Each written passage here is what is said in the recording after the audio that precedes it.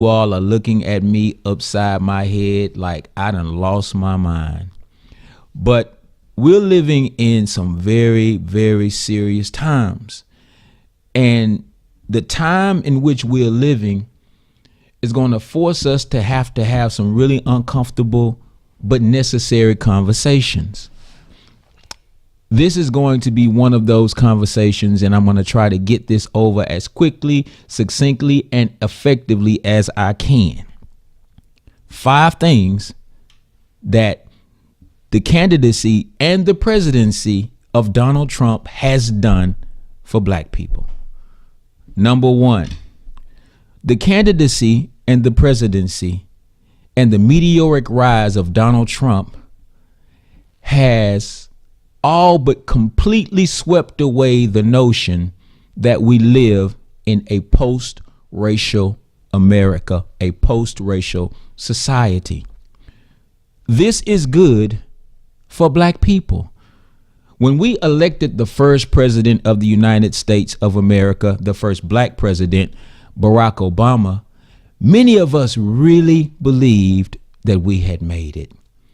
Many of us really believed that Dr. King's dream had been realized. Many of us really believed that integration, which was brought onto the scene back in the 60s, was finally making sense.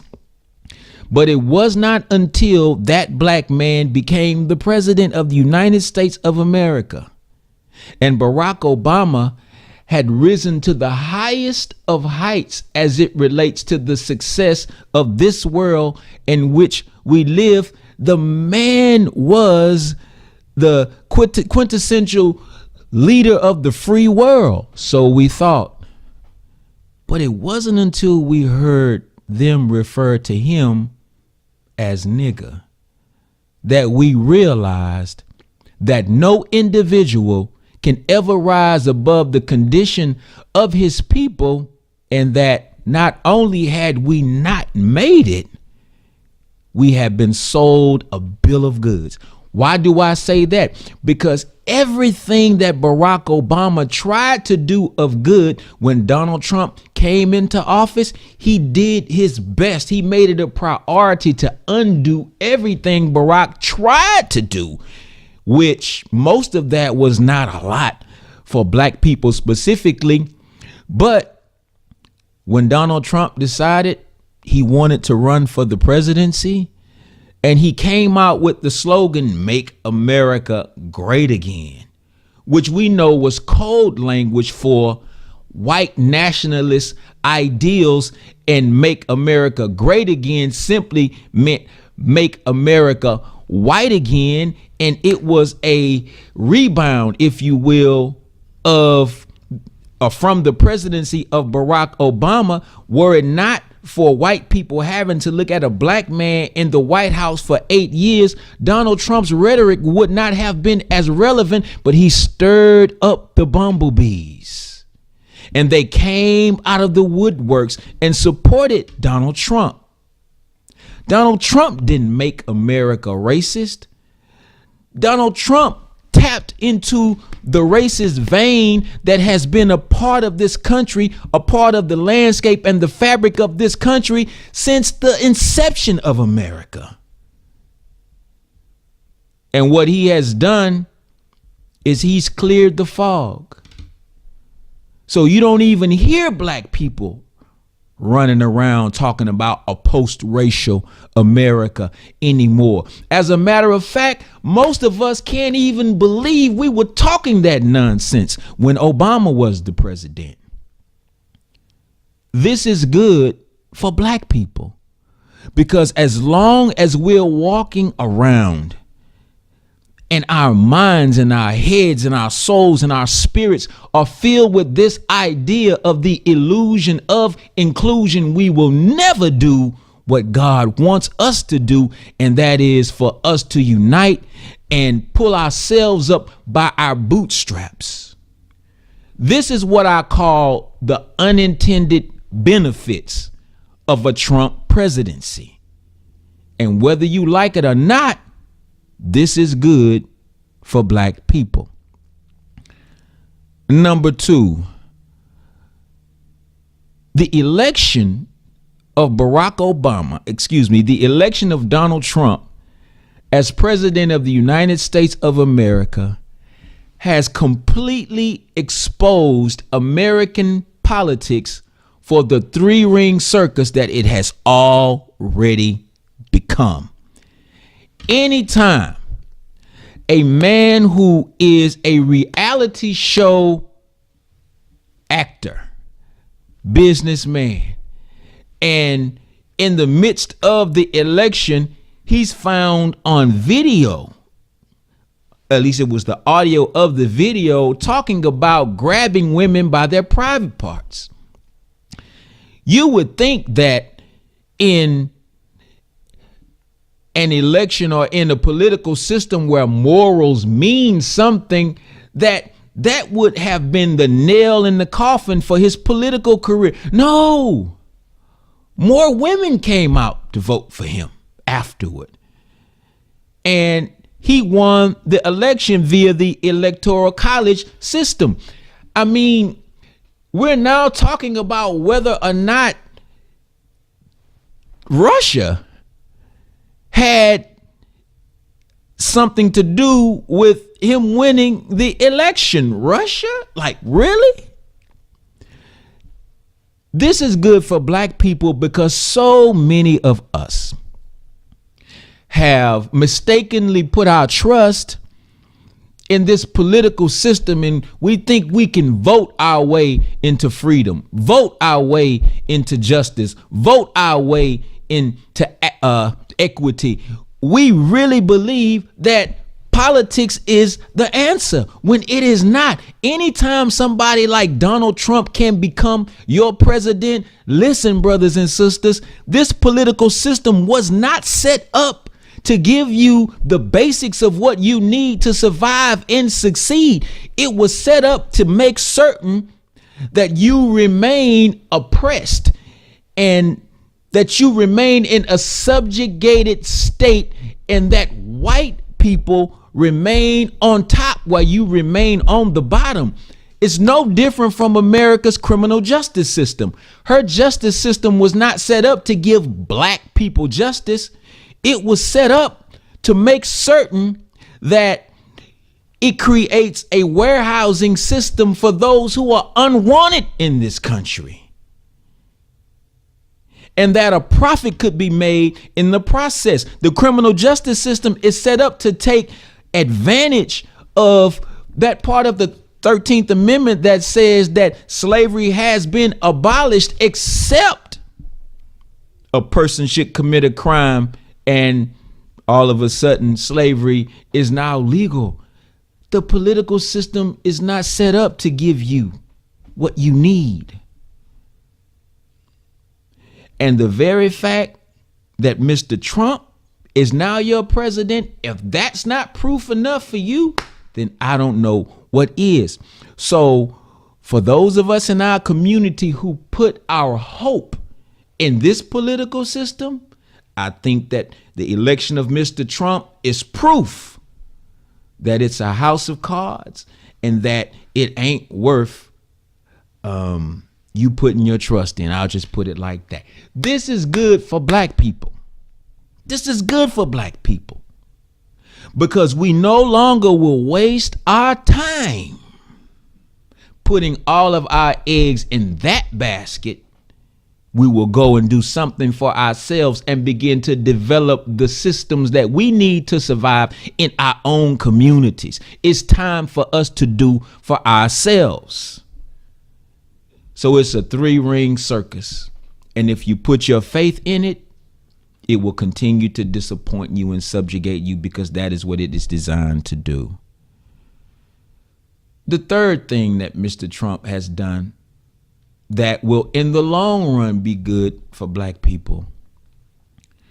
Mr. Trump is putting legislation and policy into place that will make it that much harder to close the wealth gap between black people and our white counterparts. Coming out of slavery, black people owned about approximately 1% of the wealth in this country. In 2017, at the time of this taping, black people own about 1% of the wealth in this country. The wealth gap is not closing, it's getting wider and wider and wider. And when you look at the new Republican tax plan and other things that they're doing down in the White House, they're setting up the chessboard for the rich to get richer and the poor to get poorer. He's not making the type of promises that others have made in the past, where we would put our hope in those promises instead of putting our hope in ourselves. Yes, I'll say it again. This is good for black people. Trump says that he's going to bring jobs back to the country. And then one of the first things he does is he goes and he revamps and revitalizes the coal mining industry. So he's going to create jobs in the coal mining industry. How many black coal miners do you know? I personally don't know any. The point that I'm making is when he says that he's going to bring jobs back, he means what he says, but he ain't talking about no jobs for you. Brother, sister, if we do not unite and do as the Honorable Elijah Muhammad taught us to do decades ago, put our resources together and build businesses for ourselves the same way they did during Black Wall Street, we gonna starve in this country. The time for us depending on the government to do for us what it is that we can do for ourselves, it's over. That time is over. And Donald Trump, he's telling you to your face. Welfare. Yeah. He's telling you to your face. I have nothing for you except but hard times and bubble gum. And I am fresh out of bubble gum. So, Christians say, I will look to the hills, and when I look to the hills, I will find out from whence my help is going to come. Too many of us for so long have felt like Capitol Hill was that hill. Not no more. So no jobs will be created for black people in this country. The only jobs that will be created are those that we create for ourselves. The wealth gap will never close if we depend on government to do something for us. This is good for black people.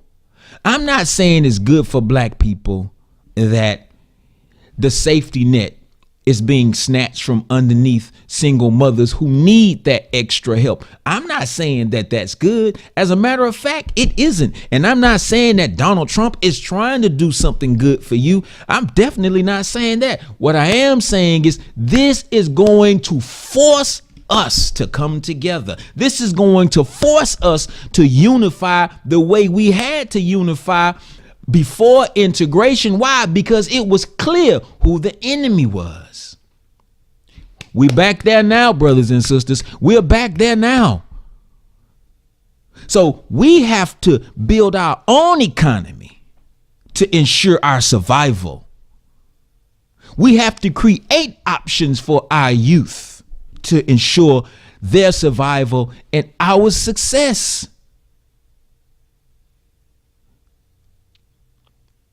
So the third thing that he's done for black people is he's eliminated the economic options that presidents before us have lied about. They promised but didn't deliver.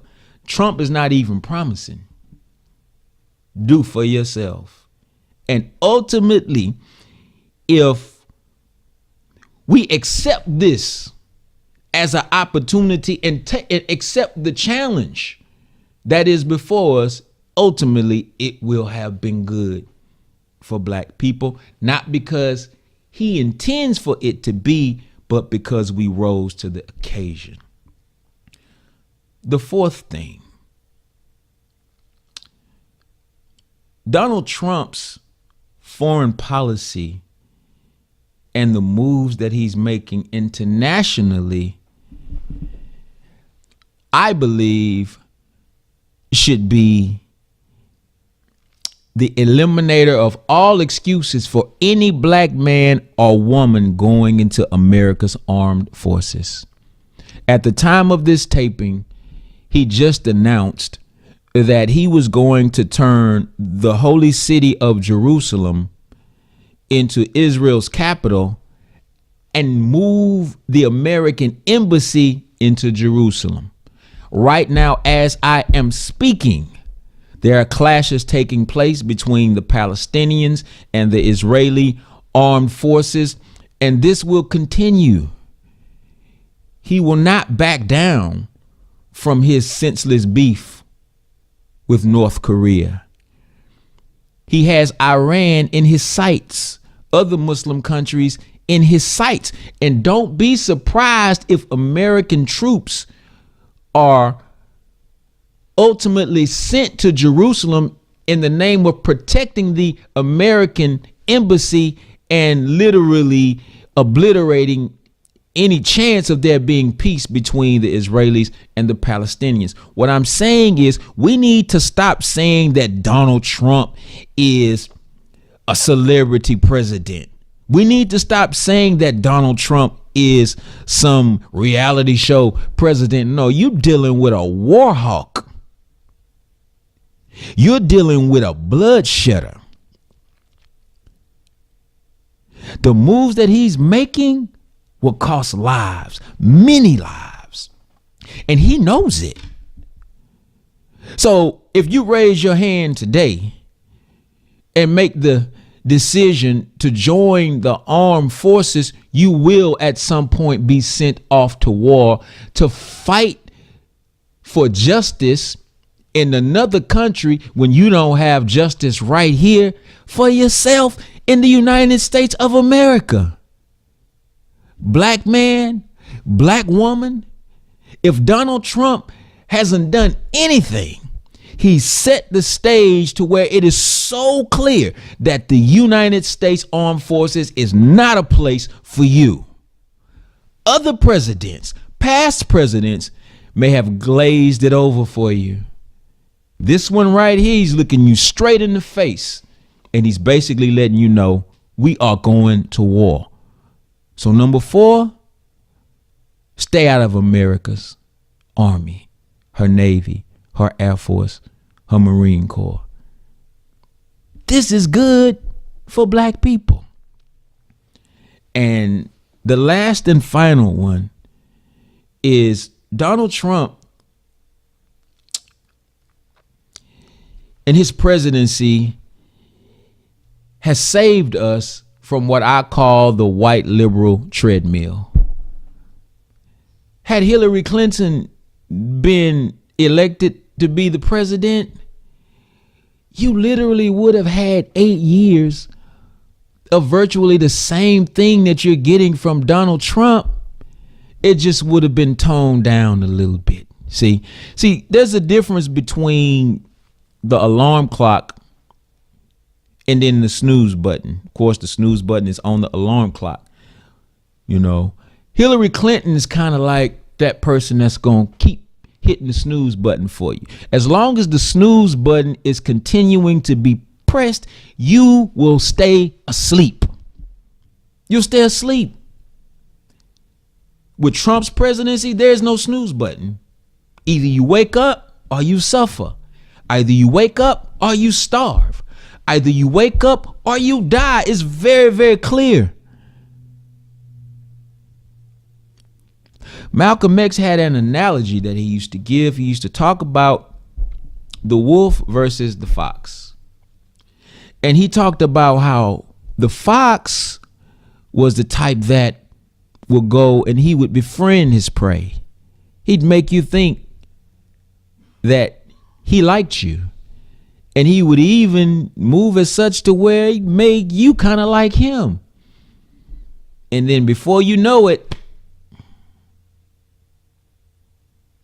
but the wolf don't play no games. The wolf will come right in and he goes straight for the jugular. See, it's better to deal with a wolf versus a fox because at least you know where the wolf is coming from. Those of you who right now are shedding tears because you see the modern day slave trade taking place in Libya, and you're saying, why isn't Donald Trump speaking out about that? Hell, it was Hillary Clinton who led the charge toward the assassination of Muammar Gaddafi that created the conditions and set the atmosphere for this slave trade to take place right now. This is the woman you wanted to be your president. She's a war hawk too.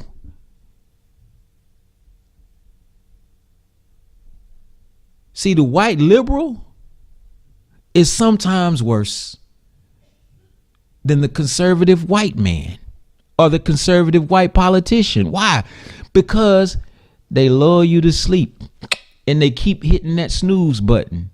And as long as you remain asleep, they rob you blind. And before it's over, their term is up and you out here voting for some other white liberal who there's nothing liberal about the way they feel about you. They are all the same.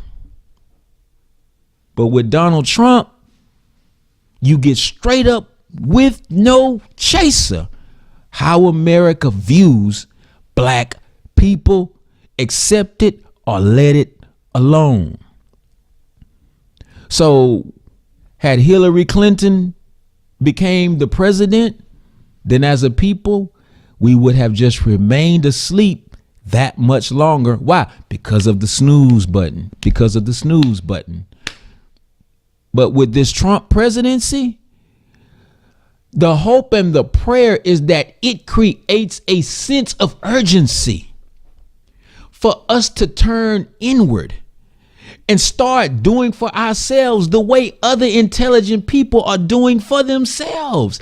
Asian people support Asian people unapologetically. Jewish people support Jewish people unapologetically. White people, let's not even talk about them. They support white people unapologetically. We are the only ones who feel that we have to apologize or we have to explain why it is that we are willing to support one another over other people. We are the only ones that can be accused of being racist for supporting our own over other people. But the atmosphere and the stage has been set for us to develop a Black Wall Street mentality and begin to build for ourselves in the midst of this declining society in which we live. Am I saying that Donald Trump has even an ounce or an iota in his heart? I mean, an ounce of love for black people in his heart? Hell no. Am I saying that we should have supported Donald Trump in his presidency, his bid for the presidency? Hell no. I didn't vote for Donald. I voted, but I didn't vote for Donald Trump. But guess what? I didn't vote for Hillary Clinton either. I wasn't going to vote for one murderer versus the other. No, I voted, but I left the presidential thing blank. Hey, why? Because I have to look in the mirror when I go home.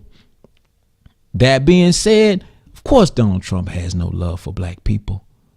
The cabinet that he has chosen, and I spell cabinet KKK, ABINET, part of that cabinet's job is to give you as much hell as they can while they can. So no, he don't love you, and he's not intending to do anything for you. But what I am saying is that black people have always risen to the occasion under the most adverse conditions. And we don't have time to walk around with our heads hung down as if though there is no hope. No, there is plenty of hope, but our hope is in one another, not in the government of America, and most definitely not in Donald Trump and this particular administration.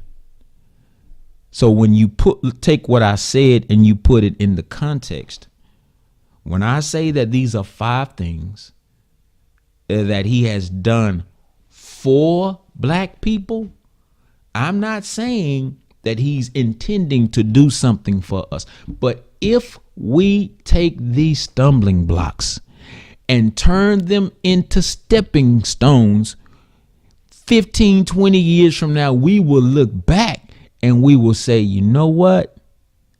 Those were perfect conditions for us to create a nation within a nation, separate internally from the madness that was going on in America, and create a future for our children.